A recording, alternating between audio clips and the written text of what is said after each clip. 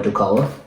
That way you know exactly the dates, the times. I know most of us must have filled these forms ourselves, but it's good practice to actually know the exact information so there's no chance of fumbling in the exact interview. So yeah, print out your N400 application form in its entirety, go through it a few times, ensure that all the information there is correct and you're aware of it, and when they question you, you can confirm if all of those details are correct. A big portion of that going through your N400 application is going through all those yes and no questions. There's about 20 or 30 of them, and it's pretty common and it's pretty easy to go through them, but it's a good practice to also, though it's common sense, to go through it with your friends so you get a practice of answering to those questions. Some things very specific to my case that I got asked was my travel dates, because I traveled back to India.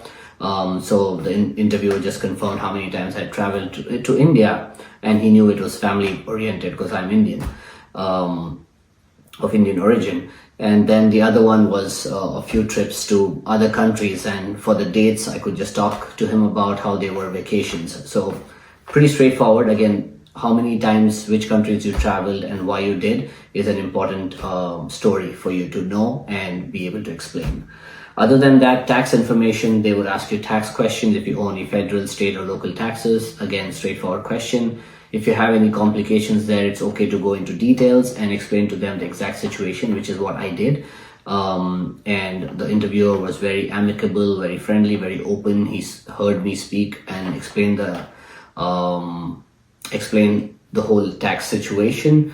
And yeah, so if there is something in your file that you think is not the perfect scenario, that's fine. Sometimes those things happen and the USCIS officers know that. If you can just prepare your answer accordingly, show them the valid proofs, communication, documentation, and all of them as proof.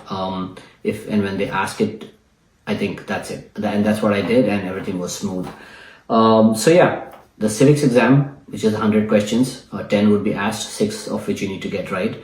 The written exam, easy sentence in English language. The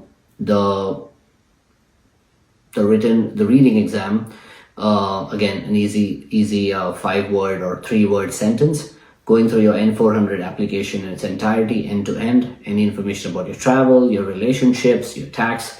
These are basically the things that get mostly asked, your jobs, history as well.